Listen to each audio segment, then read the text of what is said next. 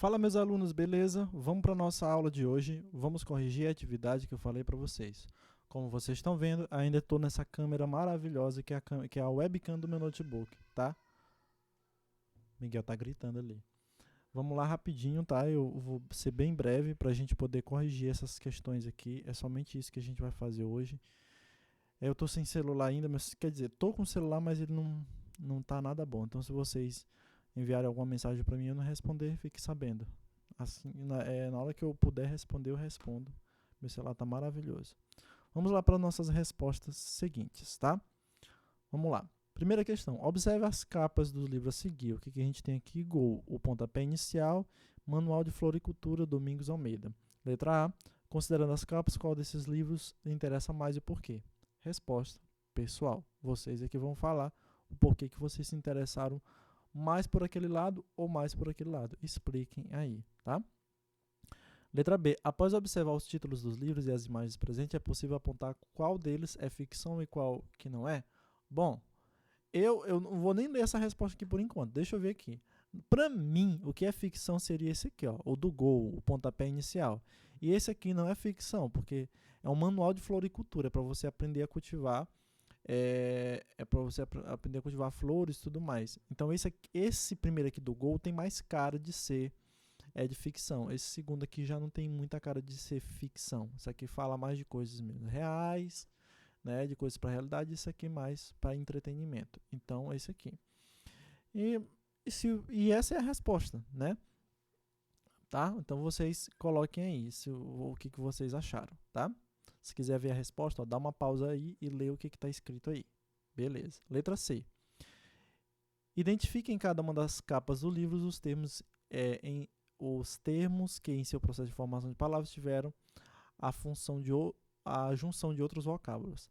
É a palavra pontapé e a palavra floricultura, tá? Pontapé, tá bem aqui, ó, pontapé e a palavra floricultura que está em destaque aqui, tá?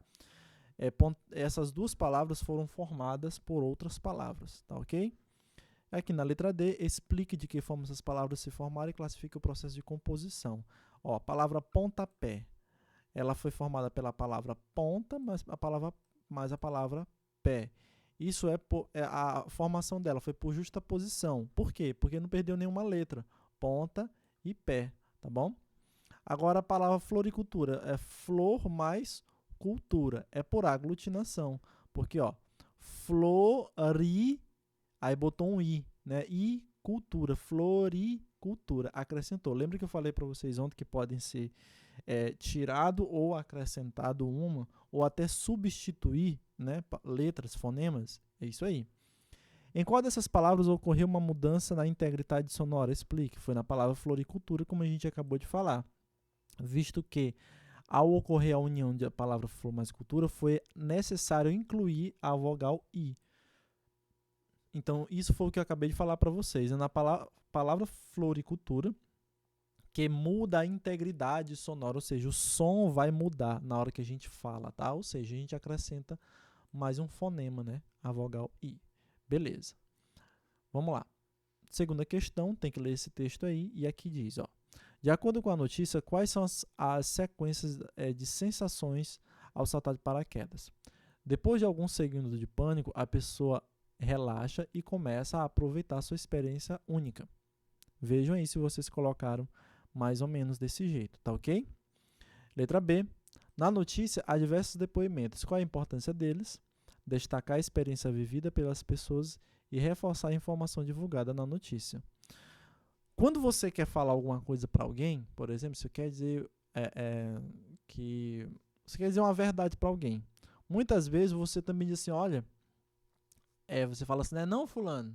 Ou seja, não acontece isso, você diz assim, olha, aconteceu isso, isso e isso. Aí você vira para uma outra terceira pessoa e fala, não fulano, né? Veja só que isso tem o mesmo sentido disso aqui que eu acabei de falar para vocês, a importância de se colocar um depoimento dentro de um texto. Quando você fala, não fulano, você quer que aquela outra pessoa também confirme, ela diga com as palavras dela, para que ela também possa reforçar essa sua verdade que você está falando para o seu interlocutor. Tá? Então é como se eu pegasse o depoimento daquela terceira pessoa e mostrasse para aquela outra pessoa que não sou só eu que estou falando, ela também está falando, tá? A mesma coisa acontece aqui. Então, para que a gente tem que botar esses depoimentos? É para a gente reforçar ainda mais aquilo que eu estou dizendo, porque eu tô querendo botar no texto. Ó, não sou só eu que digo isso. Olha só o que fulano também fala. O outro fulano também vai falar a mesma coisa. Aí eu coloco o depoimento dele no texto. Pegou? Vamos lá. Letra C. A palavra paraquedas é formada por qual tipo de composição? A aglutinação? Não. E por justa posição. Bora entender? Vamos lá na letra D. Explique o sentido da palavra paraquedas com base na formação. Olha só. Parar, né? Quedas, ok? Ela é formada por essas duas palavras, tá? Parar, queda, mais queda. Ela faz referência a um objeto utilizado para reduzir a velocidade de queda das pessoas que praticam. Professor, para bem. Aqui está dizendo que paraquedas foi por justa posição. Por justa posição não perde nenhuma letra. Não é isso? Mas olha, em paraquedas, você está dizendo que é parar mais quedas. Então perdeu esse Rzinho bem aqui. Ó. Não tem esse R aqui na palavra paraquedas. Tá? Então por que é justa posição e não aglutinação? Porque na realidade, gente, esse parar é um verbo que está no infinitivo. Ele está na sua forma neutra, não está conjugado. Tá?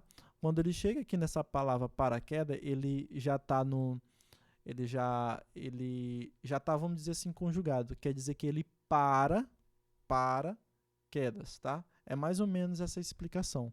Por isso que ele vai ser chamado de justa posição, mesmo não tendo esse Rzinho aqui, tá ok? Vamos lá. Terceira questão. Observe as orações a seguir e indique se as palavras destacadas são formadas por justa posição, J ou aglutinação. Vamos lá. Passatempos é por justa posição, porque não perde nenhuma letra. É a palavra passa mais tempos. Vamos só dar logo o nome, que lá na próxima questão a gente vai ver cada um desses aí. Vamos lá. Planalto é a aglutinação, porque é plano alto, perde letras. Boquiaberto é a aglutinação, tá? Boca mais aberto. Girassol, justa posição, não perde nenhuma letra. Professor, mas espera aí, ó, gira é uma palavra, sol é outra palavra. Sol não é com 2 S. Pois é, aqui é uma questão de regra da língua portuguesa. Quando a gente for acrescentar uma palavra que tenha um som de S ali, a gente tem que dobrar o S. Até porque se a gente tirar esse S aqui, vai ficar girasol, porque um S vai ficar entre o O e entre o A, vai ficar entre duas vogais. Quando só tem um S entre duas vogais, o S vai ter som de Z, tá? Então, para ele ter som de S, eu tenho que duplicar o S. Aí, no caso, a gente vai olhar para o fonema, só vai ser um fonema, tá? Que é o fonema S, tá? Por isso que é girassol. Só um som, tá bom? Beija-flor, justa posição, porque não perde nenhuma letra também. Outrora, a aglutinação, porque é outra hora, tá? Pontapé, justa posição, que a gente já viu lá na frente. E pernilongos, aglutinação, porque é perna, troca o A pelo I, longo, tá? Vamos para o próximo aqui, ó. Com base nas palavras destacadas no exercício anterior, responda ao que se pede. Aí nós temos, escreva por quais palavras cada uma delas é formada. Passatempos, justa posição, né? Passa mais tempo. Girassol, gira mais sol. Beija-flor, beija mais flor. Pontapé, ponta mais pé. Todas essas justa posição, tá ok? Aglutinação, plano alto, viu? Ó, perde letra I.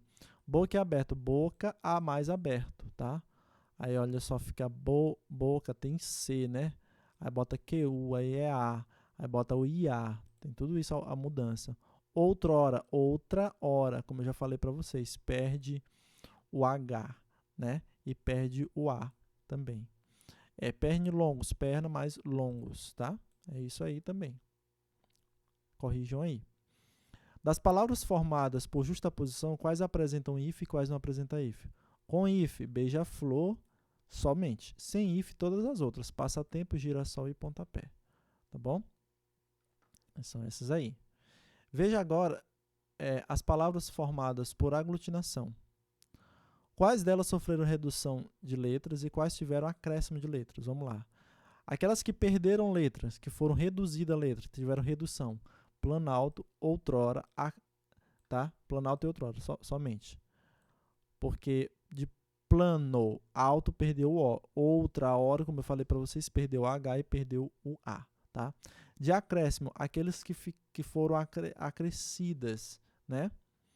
Olha lá, a palavra boquiaberto, né, que eu acrescentei o I, eu botei no lugar do C o Q, o A. E pernilongos, tá? Eu acrescentei o I, tá? Aí, só que uma observação, isso aqui é para o professor, mas eu vou explicar. Ó, comentar com os alunos que o fato da palavra boquiaberto sofrer perda e acréscimo ao mesmo tempo, visto que perdeu a sílaba K e ganhou o QI. Olha só, gente, professor, por que eu botei QI, né, no lugar de C? Por que eu não botei C? Porque se eu fosse botar um C no lugar de QI, ficar boci aberto, né? Então a gente tem que manter o mesmo som. Para manter o mesmo som, eu tenho que procurar outras letras que tenham o som equivalente. Aí por isso que no lugar da letra C, eu coloquei o Q, o I, tá? Essa palavra boquiaberta aqui, ela é especial, como vocês estão vendo no comentário aí. Quinta questão. Para ler esse texto aqui, vamos lá. Esse trecho é uma peça de teatro muito conhecida. Qual é a peça? Romeu e Julieta. Se vocês já leram, vocês sabem. Qual é a função das rúbricas nesse texto? As rúbricas servem para quê? As rúbricas servem para indicar a movimentação dos personagens lá dentro da cena, né? Para indicar o que os personagens têm que fazer naquele momento lá, tá bom? Leiam aí a questão. Ó. Esses movimentos são tão importantes como a abertura e o fechamento da cena. Letra C. Que outros elementos constituintes do texto dramático são apresentados nesse texto? O ato, como eu falei para vocês, tem ato, cena e... esqueci a outra lá. Tem o ato, tem o número da cena, tem a descrição do cenário, tá? E aí também a indicação do nome do personagem, o nome e a função, né, de cada um do personagem, tá bom? Tem esses elementos aí. Últimas questões, né? Vamos lá. Em cada uma das orações a seguir, há uma palavra formada pelo processo de composição. Circule os vocábulos justificados. Você vai circular os vocábulos que são justapostos, aqueles que são formados por justaposição, e você vai sublinhar os vocábulos aglutinados, tá? Então, circular os que são por justaposição e sublinhar os que são por aglutinação. Aglutinação, nós temos aqui fidalgo, tá? Não tem nenhum por justaposição aí, fidalgos, tá? Que quer dizer filho de algo, tá bom? Fidalgos quer dizer filho de algo, tá? Madre Silva é justaposição, porque é madre mais Silva, tá? Mais uma vez aqui vocês viram o SS. Cabisbaixo, tá? Cabisbaixo quer dizer cabeça, baixo, tá? Por isso que é aglutinação. Vagalumes, justaposição, porque é vaga, devagar, de andar, mais lumes, que quer dizer luzes, né? As luzinhas. Então é como se fosse uma luz que vagasse por aí, que andasse por aí, né? É o nome do vagalume lá, aquele insetozinho. Pé de moleque, justaposição. Olha só que é uma só. São 3 palavras, mas que elas formam uma só, tá? É interessante isso aqui, porque nem hífen elas têm, mas a gente considera isso aqui como uma só palavra. Pé de moleque, tá bom? Beleza. E aqui na última questão, é a última. Analise as palavras do quadro a seguir, e tem um monte aqui, ó. E em seguida forme 2 vocábulos utilizando o processo de justaposição com hífen. Tem couve-flor e verde-limão, tá? Com hífen. Um exemplo aí, né? Se vocês colocaram outro que vocês têm certeza que aqui dali foi por justaposição, deixa lá, tá? Justaposição com hífen.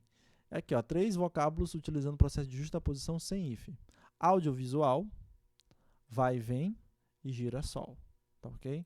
Se vocês acertaram isso aí também, coloque. Só botei outra que tenho certeza que pode deixar. E 2 vocábulos utilizando o processo de aglutinação. Ponte agudo e pernalta.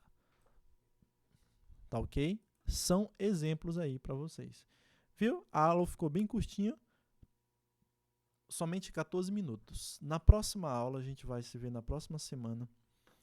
A gente vai estudar um pouco sobre esse texto dramático aqui, que a gente vai ver algumas características do texto dramático para a gente finalizar essa aula aqui.